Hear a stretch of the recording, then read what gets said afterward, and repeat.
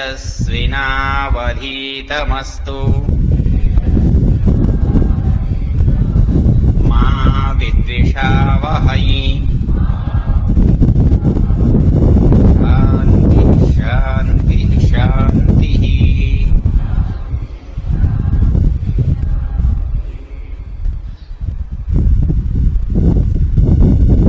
प्रसंग चल रहा है सेवा का। परसों जब संदर्भ हम समाप्त कर रहे थे तो हमने योग दर्शन का एक सूत्र पढ़ा था। क्या बोलिए? हाँ, मैत्री करुणा मुदितोपीक्षाणां सुख दुख पुण्य अपुण्य विषयाणां भावनातश्चित्त प्रसादनम। मतलब चित्त को प्रसन्न रखना। वो सब काम करने के योग्य हैं जो मनुष्य को प्रसन्नता देते हैं, और वो काम अयोग्य हैं जिनसे मनुष्य अप्रसन्न या दुखी होता है। और सेवा से प्रसन्नता होती है कि नहीं होती है? आदमी को खाने से ज्यादा खिला करके प्रसन्नता होती है। आप कहेंगे तो सबके साथ नहीं है, सबके साथ ऐसा नहीं है। ऐसा आप कह रहे हैं, वो ठीक कह रहे हैं, लेकिन समस्या एक बात याद रखिए, मन जब खिलता है ना तब उसे आप कहते हैं प्रसन्न हो रहा है। और मन जब प्रसन्न होता है तो कंजूस से कंजूस आदमी भी देने की सोचता है, लेने की नहीं। ये एक मनुष्य का जो स्वाभाविक शारीरिक क्रिया है ना, उस स्वाभाविक शारीरिक क्रिया की एक परिणति है। मनुष्य जब प्रसन्न होगा तो देगा, यदि प्रसन्न नहीं होगा तो वो दे ही नहीं सकता। इसकी एक तुलना आप उससे करते हो, सुमन से। सुमन संस्कृत में कहते हैं, हिंदी में भी फूलों को कहते हैं ना, और उसको सुमन इसीलिए कहते हैं कि उसका मन से कुछ तारतम्य है, मन से उसका कुछ संबंध है। मतलब मन जब सु होता है तो जो दशा उसकी होती है वो दशा इसकी होती है, तो दोनों दशाएं समान हैं। मन यदि सुमन नहीं होगा तो खिल नहीं सकता। वैसे भी हमारे जो मनोभाव हैं उनकी भी चार ही दशाएं हैं। संकोच है, विस्तार है, विक्षोभ है। तो ये संकोच, विस्तार, विक्षोभ, तो इसमें विस्तार जो होता है वो प्रसन्नता में होता है, बिना प्रसन्नता के विस्तार नहीं होता। और जिन जिन कामों से विस्तार होता है, मन में प्रसन्नता बढ़ती है, मन खिलता है, उन कामों को हमारे ऋषियों ने हमारे करने के काम बताया। इसलिए मनुष्य जब सेवा करता है, किसी का आदर करता है, किसी के प्रति श्रद्धा करता है, तो वो बड़ा सहज होता है, बोझ से बिल्कुल रहित होता है। अच्छा एक बात बताओ, मनुष्य को बोझ रखना चाहिए क्या? कोई रखना पसंद करता है क्या? और मैं बताऊं कि हम बहुत करते हैं। तो एक मनुष्य जो बोझ सिर पर लिए हुए है, उसकी क्या पहचान है? मतलब उससे आप बात करो तो क्या कहेगा? उसको जरा उल्टा यूं देखना पड़े तो दिखेगा? नहीं दिखेगा, क्योंकि उसके सर पर बोझ होता है। और बोझ आदमी, मन छोड़ो तोला रत्ती माशा भी बेकार का ढोना नहीं चाहता। ढोना चाहता है क्या? आदमी को जो तौलिया है, गर्मी में गर्मी सताने लगे तो उसको भी टांग कर चला जाता। एक लाठी जिसे उपयोगी समझकर लिया था, बोझ लगने लगती है तो फेंक देता है। एक चींटी चलने लगती है तो उतार कर हटा देता है। मनुष्य का ये बिल्कुल भी स्वभाव नहीं है कि वो अनावश्यक वस्तु के भार को अपने ऊपर बनाए रखे। ये बात ठीक है, लेकिन ठीक इसका उल्टा देखिएगा, बिल्कुल उल्टा। जबकि हम भार पसंद नहीं करते, लेकिन हम भार उतारना ही नहीं चाहते। आदमी की वो दशा कब होती है जब वो अपनी गर्दन घुमाना नहीं चाहता। सोचो, जब वो शरीर की मांसपेशियों को जरा कठोर बनाकर रखता है, उसकी नजर उतनी आसान, उतनी सहज, उतने सरल तरीके से दूसरे तक नहीं जाती है। ऐसा कोई मौका होता है? और लगता नहीं कि बोझ, दिखता नहीं कि रखा हुआ है, लेकिन बहुत बोझ होता है। और यदि कोई तराजू हो, जैसे वो रेलवे की होती है कि थोड़ा सा इधर सरकाते ही मनो टनो वजन को 1 इंच सरकाते बता देती है, ऐसा कोई हो तो सिर के इस वजन को देखा जा सकता है। भाई कितनी मांसपेशियों में अकड़ आ गई, गर्दन कितनी दब गई, शरीर कितना कठोर हो गया। ये होता है। कब होता है? क्यों साहब? जब हम अहंकार में होते हैं। मतलब अहंकार के समय आदमी की बिल्कुल वही दशा होती है जो दशा एक बोझ से, भार से ग्रस्त व्यक्ति की होती है। वो जा तो रहा है, लेकिन वो चाहता है कि इस आदमी से मेरी आंख नहीं मिलनी चाहिए, ये आदमी छोटा है, इस आदमी का कोई ज्यादा महत्व नहीं है। वो ये सोचता है मैं नमस्ते करूं, ऐसा नहीं होना चाहिए, बल्कि ये नमस्ते करे तब मैं इसको जवाब दूं। और यदि किसी ने नहीं की तो बेचारा ऐसा ही चला जाता। तो मैं ये सोचता हूं, और बहुत सारे जो मनोविज्ञान के जानने वाले, यहां लिखने वाले हैं, वो इस बात को लिखते हैं, महसूस करते हैं कि आदमी न चाहते हुए भी बहुत सारे बोझ को अपने ऊपर लाद कर चलता है। और हालांकि उससे दुखी होता है, उससे उसके शरीर में भी, मन में भी पीड़ा होती है, लेकिन उस बोझ को पता नहीं क्यों अपने ऊपर लाद कर रखता है, और लाद कर ही रखे रहता है, कभी कभी जीवन भर लादे रहता है। ये कितनी विरोध की बात है। ये विरोधाभास नहीं है, तो साक्षात विरोध है। विरोधाभास में तो आप कारण बता सकते हो कि विरोध जैसा लग रहा है, किंतु विरोध नहीं है। हमारे साहित्यिक बैठे हैं, महारथी। लेकिन यहां तो विरोध है। एक तरफ तो वो शरीर पर थोड़ा भी वजन उठाकर चलना नहीं चाहता, और दूसरी तरफ टनों वजन उठाकर हर समय घूमता रहता है। ऐसा क्यों है? और ऐसा, इसमें भी एक बड़ी विचित्रता है। वो क्या चाहता है कि दूसरा मेरा आदर करे, दूसरा मुझे नमस्ते करे, दूसरा मेरा सम्मान करे, दूसरा मेरा आदेश माने। लेकिन कभी आप इसको गहराई से सोचो, थोड़ा सा गहराई से, कि जो चीज आप चाहते हो वो चाहने से मिलती है आपके, या चाहने से मिलती है दूसरे की? कितनी मजेदार बात है। जो दूसरे की इच्छा से मिलती है, मेरी इच्छा से नहीं मिलती, और चाहता मैं हूं। क्यों साहब, मुझे ये परेशानी क्यों है? अधिकार दूसरे का है, दूसरे के पास है, देने न देने की मर्जी दूसरे की है, और दुखी मैं हूं। ये कोई अच्छी बात है? और हम में से 100%, इसमें कोई अपवाद नहीं होता, 100% इस बात के इच्छुक रहते हैं। मतलब मनुष्यों में, हालांकि प्रेम और आदर तो जानवर भी महसूस करता है, लेकिन मनुष्य से कुछ अंशों में मुझे वो ठीक लगता है।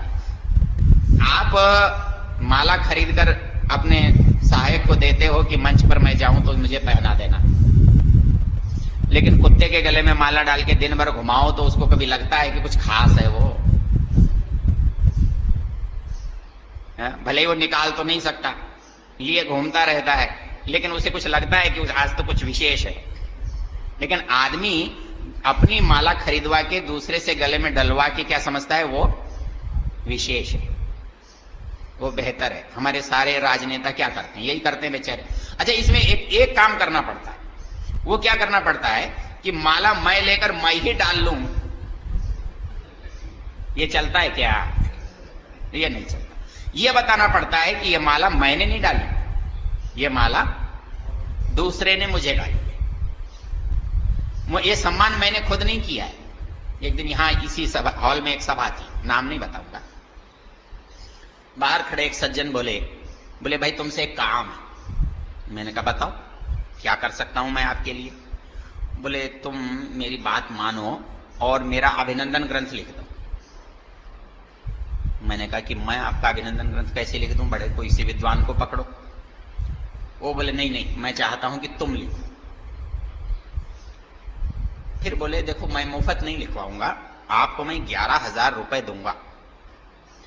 मैंने कहा मैं आपको ऐसा आदमी दूंगा जो विद्वान भी हो और 5 ही हजार में लिख दे। वो बोले यार तू मुझे इधर उधर भटकाता क्यों है, मैं चाहता हूं कि तू लिखे। मैंने कहा कि मेरे पास तो समय नहीं है और मुझे लिखना आता नहीं है। बोले नहीं लिखना है। वो विवाद होता रहा, इतने में हमारा उनका झगड़ा हो गया और बात खत्म हो गई। मतलब आदमी क्या चाहता है कि अभिनंदन पत्र, अभिनंदन ग्रंथ, सम्मान समारोह हो, आयोजित होना चाहिए, उसके लिए वो खुद तो पैसा खर्च करता है। मतलब सबको चिट्ठियां लिखेगा कि मेरा अभिनंदन हो रहा है और उसको एक कागज लिखकर भेजेगा कि मैंने क्या क्या अच्छे अच्छे काम किए, लोगों ने मेरे बारे में कितनी अच्छी अच्छी बातें कही हैं, मेरे फोटो कहां कहां बहुत अच्छे अच्छे छपे हैं। वो सारी सामग्री खुद इकट्ठी करता है, खुद इकट्ठी करके जो संपादक है उसको देता है, उसको नाम पते बताता है कि इन से मेरे बारे में मांगना। उनको टेलीफोन करता है, चिट्ठी लिखता है, भाई मेरा अभिनंदन हो रहा है, जरा मेरे बारे में लिखकर भेजना।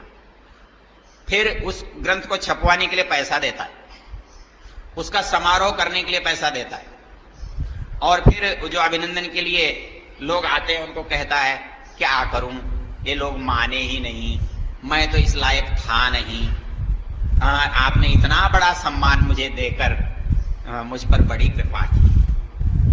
कैसा लगता है? मतलब ये इतनी आकांक्षा रहती है आदमी की, वो सब कुछ खर्च करके भी मतलब क्या चाहता है, सम्मान चाहता है।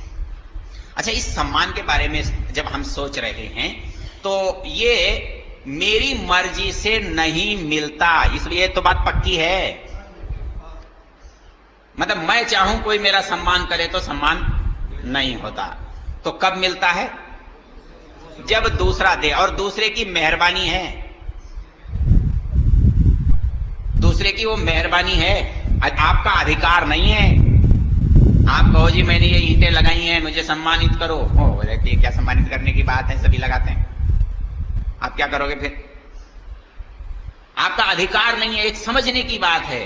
हम सम्मान को है दूसरे की चीज और अपना अधिकार समझते हैं। सारा दुख जो होता है ना, इसमें परेशानी में हो जाता है। मैं सोचता हूं क्या है, देखो भला आदमी, एक आदमी हमारे संपर्क में थे, अभी भी हैं, नाम नहीं लेता।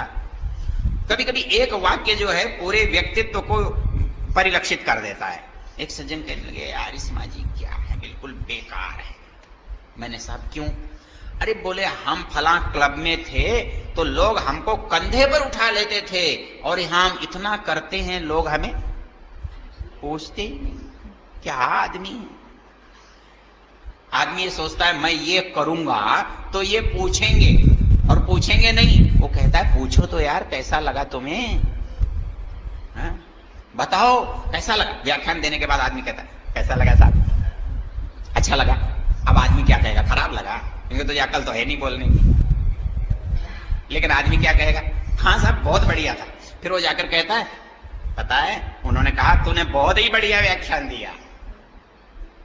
अच्छा, इस बात में सोच कर देखो, कितना बढ़िया तो तूने दिया था, कितना बढ़िया उसने बताया था, और तू कितना बढ़िया बता रहा है। इस यात्रा को कभी करके देखो तो लगेगा कि कितनी बेमानी चीज है, कितनी बेकार की चीज है। अहंकार का बोझा, अहंकार तो एक ही चीज चाहता है, आदर, आदर चाहता है। और आदर वो है जो मेरा न तो अधिकार है, न मेरी पकड़ में है, न मेरी पहुंच में है, और वो दूसरे की मर्जी पर है, दूसरे की कृपा पर है, दूसरे की इच्छा पर है और मेरी तो भयंकर भूख है, अब मैं क्या करूं? ये हमारा संकट है। भगवान ने बड़ा विचित्र आदमी को बनाया, बाकी तो ये कहीं काबू नहीं आता, लेकिन उसे और सब जगह वो दब सकता है, लेकिन आखिरी चीज आती है कि इज्जत का सवाल है, आदर का सवाल है, प्रतिष्ठा का सवाल है, तो वो कहने की बात को भी बिना कहे चुप रह जाता है। यूं सोचता है कहीं बेइज्जती ना हो जाए।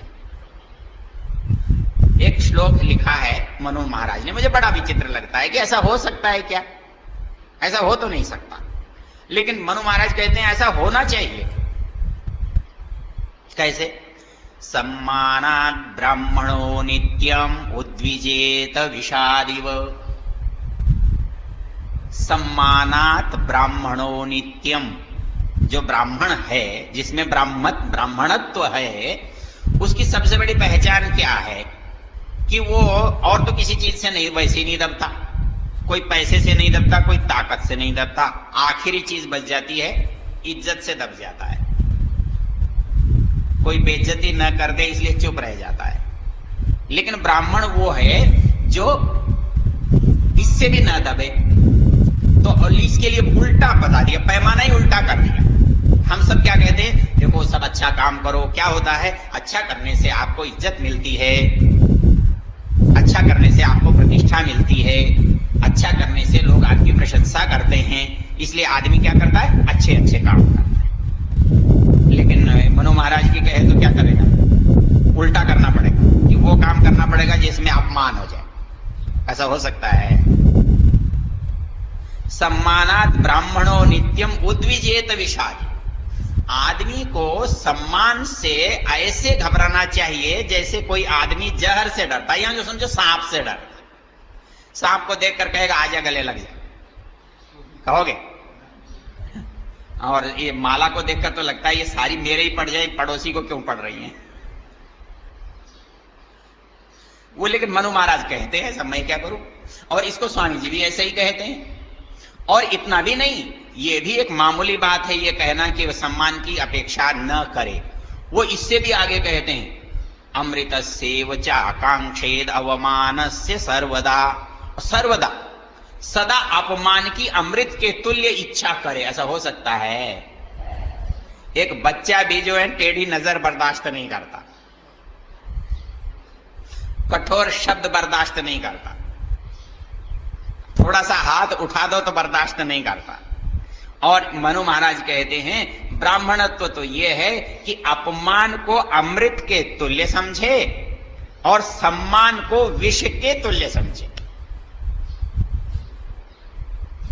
स्वामी दयानंद ही अकेले होंगे, ऐसे दूसरा तो आज तक कोई नहीं हुआ होगा।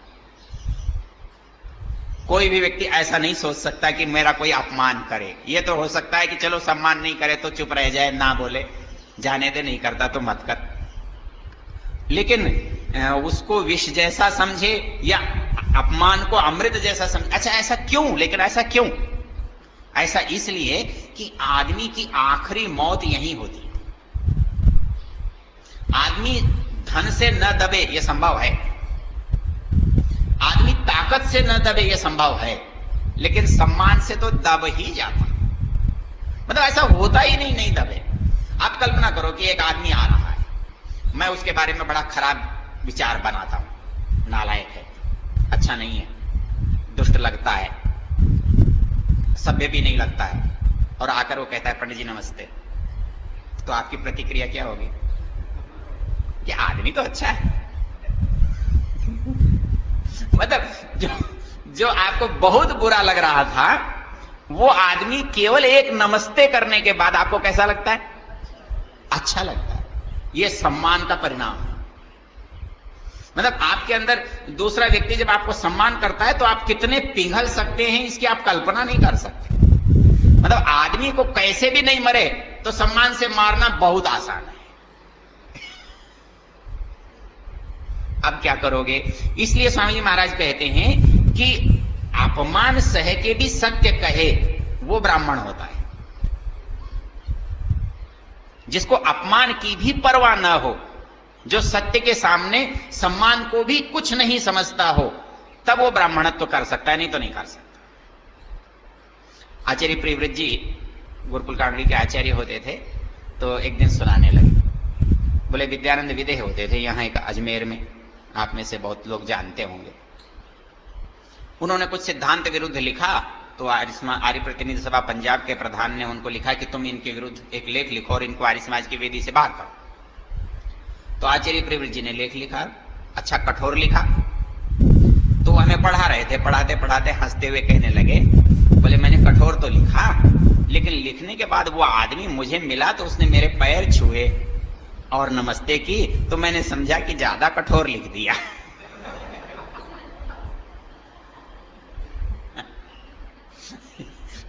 इतना कठोर लिखने की शायद जरूरत नहीं थी।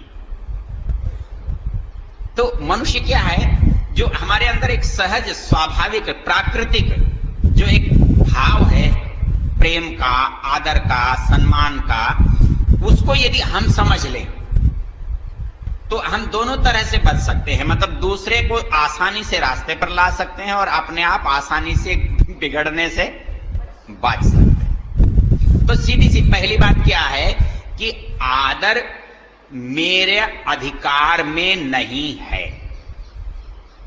चाहे मैंने कुछ भी क्यों न किया हो, मैं उसका अधिकारी नहीं हूं। यह सदा दूसरे की कृपा है, मेहरबानी है, उदारता है, उसकी सदाशयता है, उसकी सदिच्छा है। वो जब चाहे इसे वापस ले सकता है और वापस लेता है। कैसे लेता है, इसके एक उदाहरण देता हूं मैं। आप कोई बच्चा है, आपको मान लीजिए नमस्ते करता है, आपने उसे चांटा मार दिया या उसे धमका दिया, मिलता है तो क्या करता है वो? फिर नमस्ते करता है वो। मतलब आदमी जब किसी से सबसे ज्यादा नाराज होता है तो उसकी पहली प्रतिक्रिया क्या होती है? उसके नमस्ते वापस हो जाते। और ऐसा नहीं है, आदमी को आप 1000 रुपए नहीं दो कोई फर्क नहीं पड़ता, आदमी का करोड़ का काम बिगाड़ दो कोई फर्क नहीं पड़ता, लेकिन मेरा नौकर मुझसे बिना नमस्ते करके चला जाए तो मुझे फर्क पड़ता है कि नहीं पड़ता? मतलब उसके पास कितनी ताकत है ये सोचो, वो मुझे कितना परेशान कर सकता है ये सोचो, मुझे वो अंदर तक दुखी कर सकता है, ये उसके पास ताकत है। और कितनी मामूली सी ताकत है कि उसने नमस्ते की थी वो वापस ले। तो नमस्ते में कितनी बड़ी ताकत है? नहीं है। आप इस बात को सोच कर देखो, इसको ये हम जो सोचते हैं ना नमस्ते करने से क्या होता है। मैं कभी स्कूलों में जाता हूं, बच्चों से बात करता हूं, तो इस मुद्दे पर भी मेरी अच्छी चर्चा रहती। मैं उनसे कहता हूं कि सबसे जो आसान तरीका है ना किसी से मिलने का, किसी से संपर्क बनाने का, किसी से बात करने का, वो है नमस्ते। नमस्ते करने से बात की शुरुआत होती है, नहीं तो आप बात शुरू कैसे करो किसी से? आप किसी से मिलो, कहां रहता है ये पूछो तो जमेगा, कहां से आ रहा है कहां जाएगा, इससे बात नहीं बनती। आप नमस्ते करिए। अच्छा, नमस्ते करते ही उस आदमी का जो सारा ब्लड प्रेशर है ना वो बदल जाता है, उसकी मांसपेशियों की रूपरेखा बदल जाती है, उसके चेहरे पर एक मुस्कुराहट आ जाती है। मतलब नमस्ते करना और मुस्कुराना कई बार पर्यायवाची हो जाता है। जैसे हम पहले एक बोले जी हम तो दिन में कई बार मिलते हैं, मैंने कहा कई बार मिलते हैं तो एक भले आदमी की तरह क्या होता है, नमस्ते चलो आपने एक बार की, दोबारा क्या करो? बोले दोबारा मुस्कुरा के देखो, हल्की सी एक रेखा अपने चेहरे पर ला कर देखो, जितनी भी बार मिले, फिर देखो आपके और उसके क्या संबंध बनते हैं। इसलिए नमस्ते जो है वो प्रसन्नता पैदा करने का सबसे बड़ा कारण होता है। मैं कहता हूं, मैं एक पुस्तक है चरक, चरक में बहुत सारी चीजें हैं, लेकिन उसमें 2 छोटे छोटे अध्याय हैं।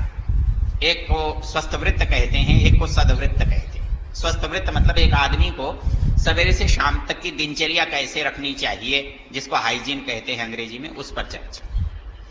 और एक चर्चा है सद्वृत्त, एक सज्जन आदमी को कैसे रहना चाहिए। बाकी लंबी चौड़ी बातें तो मेरे कुछ पल्ले नहीं पड़ी, पर उसका एक वाक्य मुझे बहुत ही अच्छा लगता है और मैंने बहुत प्रयोग किया है। आप भी प्रयोग करके देखो कि दुनिया में सबसे भला आदमी कौन है। आप कैसे पहचान करेंगे कि दुनिया में ये भला आदमी है, ये सज्जन आदमी है। आचार्य चरक कहते हैं कि दुनिया में सबसे सभ्य, सबसे शिष्ट, सबसे सज्जन वो है पूर्वाभिभाषी स्यात्। पूर्वाभिभाषी, पूर्वाभिभाषी मतलब पहल करने वाला, बोलने में पहल करने वाला। यह दुनिया में झगड़ा ही पहल करने का रह गया है। मतलब सारा अहंकार जो अटकता है आकर, वो यहां अटक जाता है कि मैं पहल क्यों करूं, मुझे क्या पड़ी है, मैं नमस्ते पहले क्यों करूं, मैं बड़ा हूं, मैं संपन्न हूं, मैं पद पर हूं, मेरी प्रतिष्ठा है, इसलिए मैं तो नमस्ते नहीं करूंगा। एक सज्जन मुझे कहने लगे, देखो जिन्ना और वो मिले, कौन, इनके थे पड़ोसी सर छोटू राम। सर हयात खान ने कोशिश की थी कि इन दोनों को बात करा दो ताकि हिंदुस्तान पाकिस्तान के बंटवारे का झगड़ा दोनों मिल जाएं तो हल हो सकता है। लेकिन दोनों ही हैकड़ थे, दोनों 2 बार बैठाए और दोनों बार बिना नमस्ते किए उठ गए।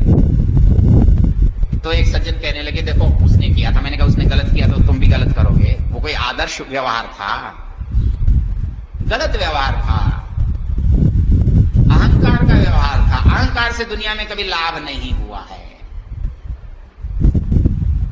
यदि आप अहंकार को तोड़ने का सबसे बेहतर तरीका है कि आप पहल करो, आप नमस्ते कर लो, आपका अहंकार बताओ कहां रहेगा। एक बात मतलब जो सबसे बड़ी बाधा, सबसे बड़ा रोग, सबसे बड़ी कठिनाई हमारे जीवन की है अहंकार।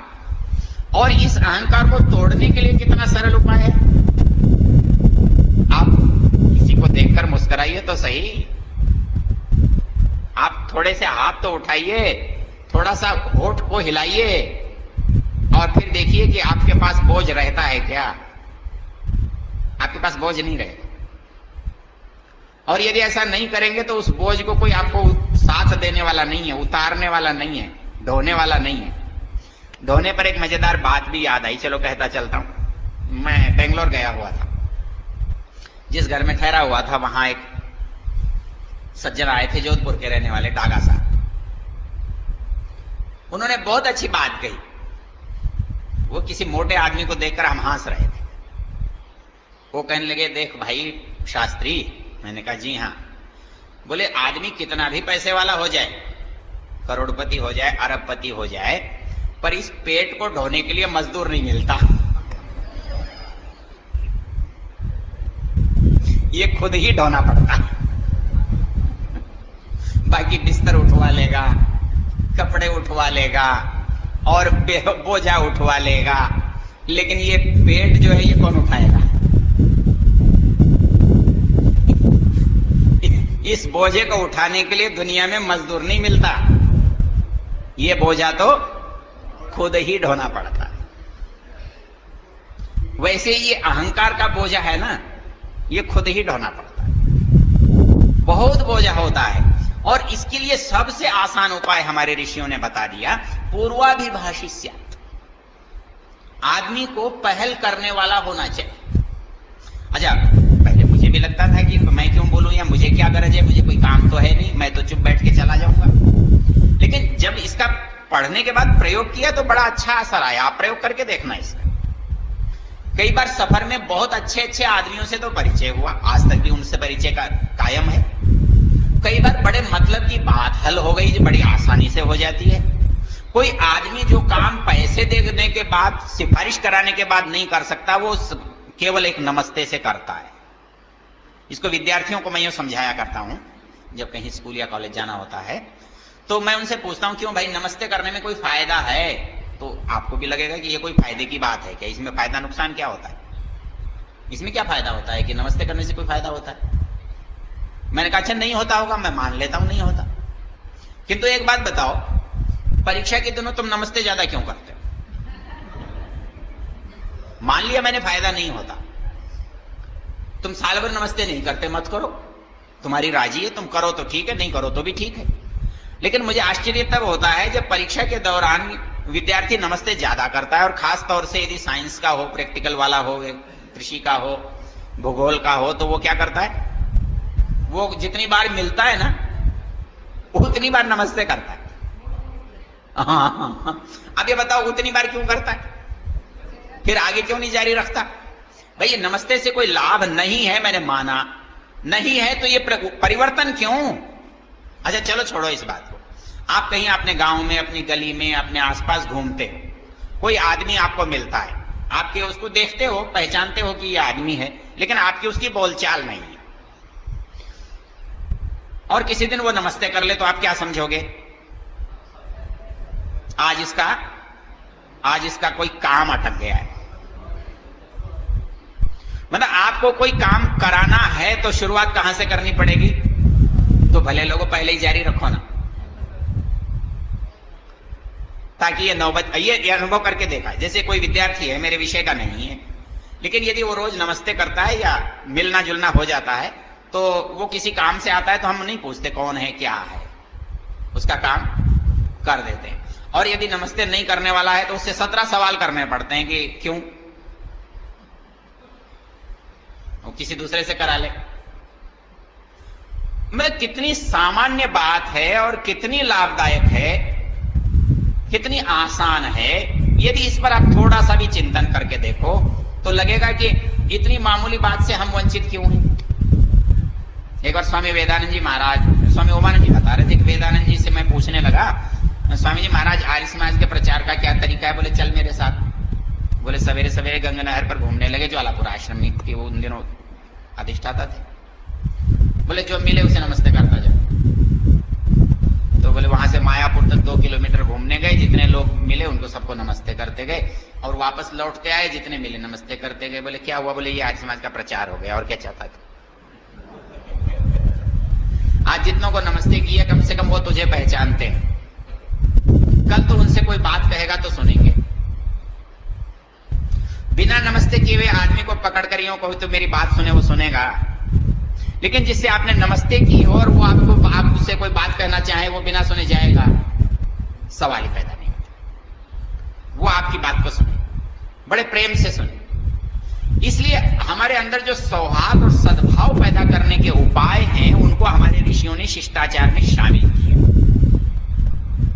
आप इसलिए समाज की सबसे बड़ी सेवा तब करते हैं जब आपके चेहरे पर मुस्कुराहट होती है और आप बड़े प्रेम से अगले की कुशल क्षेम पूछते हैं, उसको नमस्ते करते हैं, उसके प्रति सद्भाव व्यक्त करते हैं, चाहे वो इशारों से ही क्यों नहीं करें आप। ये सबसे महत्वपूर्ण। इसलिए शिष्ट वो व्यक्ति है जो समाज में पहले नमस्ते करता है। आप कहेंगे हम बड़े हैं, आप हमको कह रहे हो कि बच्चों को नमस्ते करो। ऐसा करने से कैसा लाभ होता है उसका एक उदाहरण देता हूं। यहां स्टेशन से जब आप केसरगंज की तरफ जाएंगे तो वहां एक दुकान है फिलिप्स रेडियो के नाम से। वहां एक वृद्ध पुरुष रहते थे, अब उनका स्वर्गवास हो गया। किसी कारण से मेरा उनका परिचय हो गया, कोई प्रसंग ऐसा आया, वो लंबा हो जाएगा, उसकी चर्चा नहीं करूंगा। वो आज से 20 साल पहले, मैं 20-25 साल छोटा था और वो 70 साल की आयु के लगभग के थे। जब वो सड़क पर मिलते तो बड़े झुक कर नमस्ते करते, बहुत ही झुक जाते। तो मुझे बड़ा अटपटा लगता, मैं कहता लाला जी ये क्या कर रहे हैं आप? वो हंसते और चले जाते, कुछ भी नहीं बोलते। एक दिन दिवाली का मौका था तो जैसे मिलने के लिए जाते हैं, मैं उनसे मिलने उनके घर गया। मैं घर गया तो चलते समय फिर वो वही बात हो गई। जब उन्होंने झुककर नमस्ते कही तो मैंने फिर वही बात दोहराई। मैंने कहा आप ऐसा क्यों करते? मैं तो उससे बहुत छोटा हूं। तो बोले आज समझा दूं, आज बता दूं। मैंने कहा बता दो। उनके बच्चे खड़े थे। बोले मैं इनको ये समझाऊंगा कि ये गुरुजी हैं, ये पंडित जी हैं, इनको नमस्ते करनी चाहिए। बोले जब मैं तुमको झुककर नमस्ते करूंगा, तुम्हारे पैर छूंगा, तो मेरे बच्चे क्या करेंगे? तो मुझे कहना पड़ेगा फिर। एक बड़ी आसान बात है, बड़ी सहज बात है कि हम ये चाहते हैं कि हमारे बच्चे नमस्ते करें, ये हम सब चाहते हैं, लेकिन हमने कभी कोई उदाहरण तो पेश नहीं किया। यदि हमने कोई उदाहरण पेश किया होता तो शायद हमें कहने की स्थिति ही नहीं आती, हमें कहना ही नहीं पड़ता। तो इस दृष्टि से जब हम देखते हैं तो आप ये देखिए कि सबसे पहले आदर की जो सबसे बड़ी स्थिति है वो है नमस्ते का अभिवादन। हाँ, गलत सलत बहुत याद कर रखा है, यही तो कह रहा हूं, गलत सलत बहुत याद कर रखा है। अभिवादनशीलस्य, पहले इसको दोहराओ, अभिवादनशीलस्य नित्यं वृद्धोपसेविनः चत्वारि तस्य वर्धन्ते आयुर्विद्या यशो बलम। ठीक हो गया? अच्छा, इस श्लोक को पढ़ा रहे थे तो बचपन में याद किया था, आपने भी याद किया। इसमें एक खास बात है इस श्लोक के पीछे, शीलस्य। शील मतलब स्वभाव, आदर। मतलब ये नहीं कि मौके पर गधे को बाप बनाना है, भाई काम पड़ गया तो किसी को भी नमस्ते कर लो। हाँ, और राजनेता को आदमी साष्टांग दंडोत करता है और वो गद्दी पर नहीं रहता तो उसे नमस्ते ही नहीं करता, ये नहीं। अभिवादनशीलस्य, नमन करना जिसका स्वभाव है, जो सहज है, स्वाभाविक है, बनावटी नहीं है, दिखावटी नहीं है। कई बार क्या होता है कि आदमी, चार आदमी देख रहे हैं तो करता है, नहीं तो नहीं करता। उसे बताना यह है कि ये बड़ा सज्जन आदमी है, इनका बड़ा आदर करता है, वैसे नहीं करेगा, ऐसा नहीं। शीलस्य। दूसरी बात है वृद्धोपसेविना, अपने से बड़े, अपने से बुद्धिमान, अपने से योग्य जो अनुभवी हैं उनके पास बैठने वाला। उसकी चार चीजें बढ़ती हैं, आयु, विद्या, यश और। ठीक इसके ऊपर का श्लोक है, ठीक इसके, यदि मनु आपने पढ़ा है तो। पहले पहले ऐसा लगता था ये शायद अंग्रेजी सभ्यता है कि हम खड़े होते, लेकिन ऐसा नहीं। मनु ने सभ्यता की जहां बात कही है, अभिवादनशील से जो बात कहता है, ठीक इसके ऊपर वो श्लोक है। वो वहां ये कहते हैं कि ऊर्ध्वम ही प्राणायुत्क्रामन्ति यूनः स्थविर आयति प्रत्युत्थानाभिवादाभ्याम पुनस्तत् प्रतिपद्यते। वो कहते हैं जब कोई खड़ा हो, कोई व्यक्ति आता है, अनजान व्यक्ति आता है, बड़ा व्यक्ति आता है, कोई हमारा अधिकारी आता है, कोई हमारा बुजुर्ग आता है, यदि अकस्मात हम बैठे हैं और कोई आता है तो क्या होता है, हमारे मन में घबराहट होती है, हड़बड़ाहट होती है। वो क्यों होती है? वो इसलिए होती है कि हमारे जो प्राण हैं वो ऊपर की ओर आने लगते हैं। जब हम घबराते हैं तो हमारे प्राण जो हैं वो ऊपर आते हैं, घबराहट बढ़ जाती है। तो मनु महाराज कहते हैं ऊर्ध्वम प्राणायुत्क्रामन्ति यूनः स्थविर आयति। कोई बुजुर्ग व्यक्ति, कोई अनजान व्यक्ति जब हमारे पास आता है तो हमारे प्राण जो हैं वो ऊपर जाने लगते हैं। तो क्या करें, घबराहट को कैसे दूर करें? प्रत्युत्थानाभिवादाभ्याम, मतलब कहीं आप सामान्य होना चाहते हैं तो दो उपाय हैं। प्रत्युत्थानाभिवाद, ये आ गया है और आप बैठे हैं तो आप खड़े हो जाए, तो आपके उठते हुए प्राण आपके खड़े होने से नीचे आ जाएंगे। और अभिवादाभ्याम, अभिवादन करने से दोनों में स्थिति सामान्य हो जाएगी, मन स्वस्थ हो जाएगा। स्वस्थ, अपने में स्थित रहना। प्रत्युत्थानाभिवादाभ्याम पुनस्तत् प्रतिपद्यते, उसको जहां रहना चाहिए वहां रहता है। इसलिए जो भी शिष्टाचार की बात है वो कोई आरोपित नहीं है, वो स्वाभाविक है। मनुष्य की भाव, मनुष्य की प्रकृति, मनुष्य की जरूरत, परिस्थिति, इन सब का जो समन्वय होता है वो इन चीजों से होता है। इसके लिए हम उसको जरूरी मानते हैं कि भाई ऐसा करना आवश्यक है। तो जब भी हमें कोई मिले तो उसके लिए हमें सबसे पहले क्या करना है? अभिवादन कर। बहुत छोटे बच्चे होते हैं ना, ये किसी को अच्छा लगता है। जैसे बहुत छोटे बच्चों के स्कूल में मैं कभी जाता हूं, प्राइमरी स्कूल वगैरह में, तो अब उनको बहुत शास्त्रीय बात तो मैं नहीं कह सकता। मैं उनसे एक सवाल पूछा करता हूं। मैंने कहा क्यों भाई, तुम्हारे माँ बाप तुमसे प्यार करते हैं? तो कौन बच्चा कहेगा कि नहीं करते? सब कहते हैं। मैंने कहा पूरा करते हैं या बचा कर रखते हैं? कोई ऐसा माँ बाप थोड़ी होगा जो अधूरा प्यार करेगा, पूरा ही करेगा ना। तो मैं उनसे एक काम कहता हूं, मैंने कहा तुम ऐसा करना कि आज तुम जाओ ना, तो तुम रात को अपने पिताजी के या माताजी के पैर छू के फिर जाना सोने, और फिर सवेरे पैर छूना। तो यदि आज के मुकाबले में कल के प्यार में फर्क हो तो समझ लेना कि बढ़ गया है, और यदि नहीं बढ़ा, वैसा ही रहा, तो समझ लेना कि नहीं बढ़ा, ठीक रहा। लेकिन आप 100% ये पाएंगे कि यदि आप ऐसा नहीं करते थे और आप ऐसा करने लगे, तो प्यार में फर्क होगा कि नहीं होगा? अरे कमाल की होती है। एक दिन पंडित शिव कुमार जी थे, बहुत अच्छे उपदेशक थे। उनकी क्या श्रुति सौरभ पुस्तक है, वेद मंत्रों की, बड़ी सुंदर, बहुत ही प्यारा व्याख्यान देते थे। उनका व्याख्यान सुनने के लिए एकाग्रचित होकर बैठना बहुत अच्छा लगता। वो एक दिन, और वो एक घटना सुना रहे थे। गुरुकुल झेलम के आचार्य थे, गुरुकुल झेलम के आचार्य थे। तो आप जानते हो कि गुरुकुल में बच्चे माँ बाप कैसे भेजते हैं। मतलब 75% बच्चे जो होते हैं ना, वो बिगड़े हुए होते हैं, जो काबू से बाहर होते हैं। जब माँ बाप सोचते हैं इन्हें कोई आईएएस बनना नहीं, इनको आईपीएस बनना नहीं, इनको डॉक्टर बनना नहीं, इनको इंजीनियर बनना नहीं, ये यहां सिर दर्द करते हैं, दूसरों का सिर फोड़ते हैं, घर में शिकायतें लाते हैं, घर की चीजें तोड़ते फोड़ते हैं, तो उनको याद आता है कहां भेजना चाहिए? गुरुकुल में भेजना चाहिए। मतलब जैसे एक चिकित्सालय होता है, एक पागल खाना होता है, एक कोई और स्थान होता है, तो वैसे ही एक गुरुकुल होता है जो ऐसे बच्चों के लिए वहां भेजते हैं। और ऐसा पुराना है, एक ने तो बल्कि सर्वे किया, विश्लेषण किया, गुरुकुल कांगड़ी की बात है। तो कहने लगे हर 4 बच्चों में 3 बच्चे बदमाश। और कमाल यह था कि अनुपात जो था, परिणाम जो था, वो बिल्कुल उल्टा। वहां चारों ही सुधर के निकलने वाले थे। बताओ फिर सुधारने की ताकत किसमें है? 3 बिगड़े हुए में एक बिगड़ना चाहिए।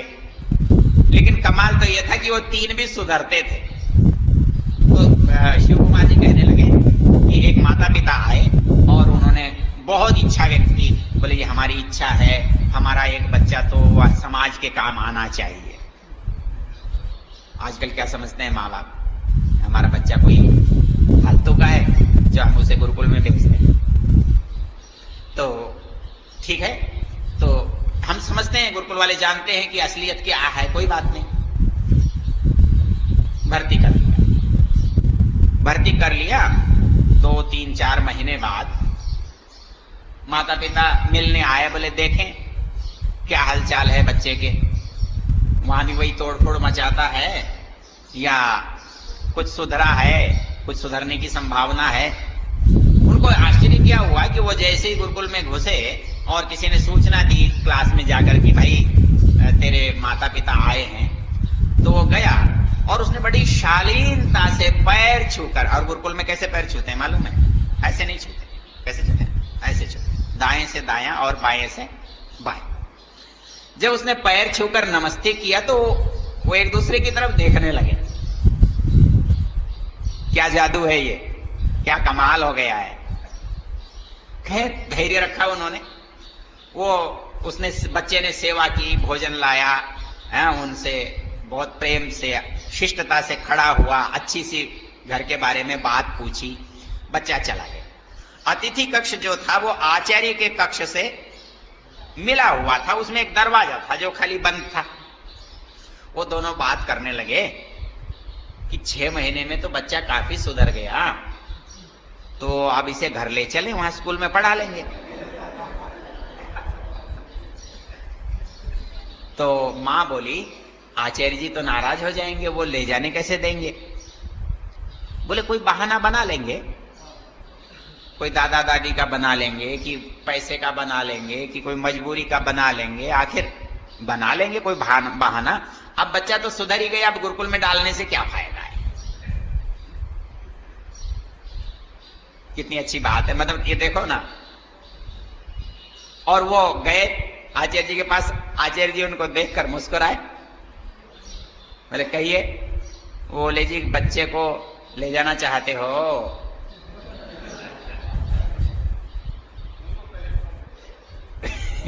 आचार्य जी कुछ आप जैसे होंगे। अच्छा उनकी बात छोड़ो, मैं कुछ साल पहले आबू पर्वत पर था, गुरुकुल शुरू किया था। गुरुकुल शुरू किया था तो निश्चित रूप से कोई भले बच्चे आए हैं तो कुछ और अच्छे भले भी आए होंगे। एक बच्चा आया और उसके पिता ने उसे दाखिल किया और ये कहकर किया, बोले जी इसने तो नींद हराम कर रखी है, ना चैन से सोने देता है, ना घर में रहने देता है। बोले घर में तो भाई बहनों को पीटता है, दूसरों को मार के आता है, किसी की दवा फोड़ के आता है, किसी की कॉपी फाड़ के आता है, किसी की चीज फेंक के आता है। बोले इसने तो गली मोहल्ले में हमको निकलने में भी भारी कर रखा।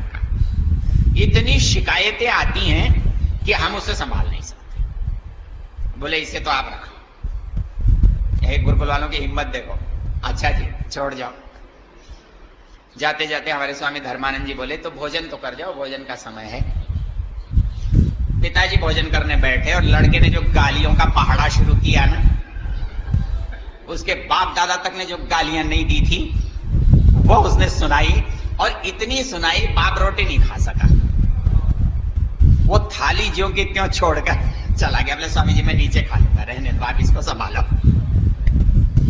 अब गुस्सा स्वाभाविक था, तो पहले तो स्वामी जी ने 2-4 थप्पड़ मारे, सोचा सुधर जाएगा, चुप हो जाएगा। वो तो ज्यादा गालियां देता चला गया। स्वामी जी ने डंडा मारा, वो टूट गया। उन्होंने मुझे पकड़ा दिया, बोले जरा इसको देखना। अब मैंने भी सारी ताकत आजमा ली जितने मेरे पास थी, वो नहीं माना जी। वो 3, 4, 5 लोगों से पीटने के बाद भी नहीं माना। तो आखिर में हमने क्या किया, उसको वो 2 बल्लियां खड़ी थी जिस पर हम वो करते हैं ना रिंग्स, उसमें उसके दोनों हाथ बांध दिए। मई जून का महीना था, और दोनों पैर बांध दिए। बोले खड़ा रहे। और हिम्मत वाला था, बड़ा मर्द आदमी था। 3 घंटे तक खड़ा रहा हो, 3 घंटे। और 3 घंटे के बाद बोला मुझे तुम्हारी हर बात मंजूर है। उसका ये शब्द था। अब जितने नए बच्चे आए थे उनसे कहा बाल कटवा लो, तो वो सबसे आगे था। बोले मैं कटवाऊंगा, दूसरे कटवाए या नहीं। खैर मैं भूल गया, मैं आ गया, बात खत्म हुई। पिछले साल से पहले मैं दोबारा आगू किसी जलसे में गया तो सीढ़ियां चढ़ रहा था, तो एक लड़का खड़ा हो गया मेरे सामने। बोले गुरुजी मुझे आप पहचानते हो? गुरुजी आप मुझे पहचानते हो? मैंने कहा बेटा नहीं पहचानता मैं तो। बोले मैं वही विद्याव्रत हूं जिसको आपने पीटा था। मैंने कहा हाँ मुझे याद है। बोले आजकल मैं एक आर्य समाज में पुरोहित हूं। आप सोच सकते हो, वो पढ़ा तो नहीं पूरा, चला गया बीच से, लेकिन आज अहमदाबाद की समाज में वो पुरोहित है। तो आदमी का जो बिगाड़ है ना, इस बिगाड़ को सुधार में बदलने का तो और कोई तरीका नहीं है। संस्कार और कहीं आपको मिल नहीं सकते, संस्कार आपको कोई दे नहीं सकता। आप संस्कारित उसे ही कहते हैं जो आपको नमस्ते करता है, जो आपका कहना मानता है, जो आपका आदर करता है। वो व्यक्ति आपका आदर नहीं करता जिस पर आप हजारों रुपए खर्च करते हैं, जिससे बड़ी आशाएं करते हैं, और आप ये समझते हैं कि ये इंजीनियर बनेगा या डॉक्टर बनेगा। भाग्य से उसके संस्कार अच्छे रहे तो अलग बात है, नहीं तो ज्यादातर इस शिक्षा से वो चीज नहीं बनती जो आप चाहते। आप चाहते तो क्या है कि बच्चा मेरा नम्र हो, सुशील हो, सभ्य हो, संस्कारित हो, और बनता उल्टा है। पैसा ज्यादा खर्च होता है, बनता उल्टा है। और यहां पैसा जब तंग आके छोड़ते हो तब भी अच्छा बन जाता है। कई बार ऐसा लगता है कि क्या होता है जी, गुरुकुल की बात से, गुरुकुल की पढ़ाई से, गुरुकुल के संदर्भ से कुछ न कुछ नुकसान ही है। कोई नौकरी नहीं मिलेगी, कुछ नहीं मिलेगा। यहां शिविर लगा हुआ था आपकी तरह। शिविर में एक सज्जन पधारे थे, उनका नाम प्रताप सिंह था, छानी बड़ी के रहने वाले थे। छानी बड़ी आपके पास होगा। वो मेजर थे, सूबेदार थे फौज में, वहां से रिटायर हुए थे। उनसे बात हो रही थी, बात होते होते उन्होंने कहा जी मैंने 50 बच्चे गुरुकुल में पढ़ाए। कितने? 50 अपने भाई के, अपने मित्र के, अपने गांव के, अपने संबंधियों के, अपने बहन के। तो मुझे एकदम एक परेशानी हुई कि ये पछताया तो नहीं गुरुकुल में पढ़ा के। भाई कई बार ये होता है कि वो इंजीनियर नहीं बना, कि डॉक्टर नहीं बना, कि अफसर नहीं बना, कि प्रोफेसर नहीं बना, कि वकील नहीं बना, कि कुछ बना या नहीं बना। तो मैंने पूछा, चौधरी साहब कभी आपको ऐसा तो नहीं लगा कि आपने कुछ गलत किया हो? उलट के बोले, बल गलत क्यों लगेगा? बोले मेरे गांव में जो बच्चे गए नहीं वो दिन भर ताश खेलते हैं, दारू पीते हैं, जबरदस्ती घर में लड़ते हैं, माँ बाप को गाली देते हैं और रोटी खा के मस्ती करते हैं। और मेरे पढ़ाए हुए 50 बच्चों में एक भी, चाहे वो चपरासी है, चाहे वो अध्यापक है, चाहे वो पटवारी है, चाहे स्कूल में मास्टर है, चाहे कॉलेज में प्रोफेसर है, कोई खाली नहीं है, कोई असभ्य नहीं है, कोई कुसंस्कार में नहीं है, कोई शराब नहीं पीता है, कोई माता पिता को गाली नहीं देता है, कोई बदतमीजी नहीं करता है, चाहे वो नौकरी छोटी करता हो लेकिन असभ्य और असंस्कारित नहीं। फिर घाटे का सौदा है। तो ये सोचने की बात है। मतलब वो छोटी सी बात जो आपको बाहर नहीं सिखाई जा सकती, वो यहां सिखाई जाती है। एक चीज है, उसको शायद कल बात करूंगा, आज समाप्त हो गया, कि जब वेदारंभ संस्कार करने के बाद आखिरी संस्कार कौन सा होता है? समावर्तन। वेदारंभ के बाद जो होता है समावर्तन, उस समय दीक्षांत होता है और उस समय आचार्य जाने वाले बच्चे को क्या कहता है?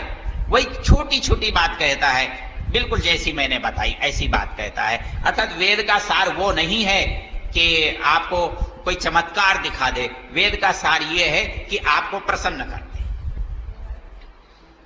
यदि घर का व्यक्ति प्रसन्न हो जाए, यदि समाज का व्यक्ति प्रसन्न हो जाए, यदि इस देश का व्यक्ति आपके व्यवहार से प्रसन्न हो जाए, तो समझ लीजिए कि आप वेद पढ़े हुए हैं। और यदि परिवार का व्यक्ति आपसे दुख पाए, समाज आपसे दुख पाए और देश आपसे दुख पाए, तो आप कितने भी पढ़े लिखे हों, आप बेकार। इसलिए हम सबसे ज्यादा उपयोगी हैं, यह सिद्ध करने के लिए एक ही शब्द पर्याप्त है, नमस्ते। धन्यवाद।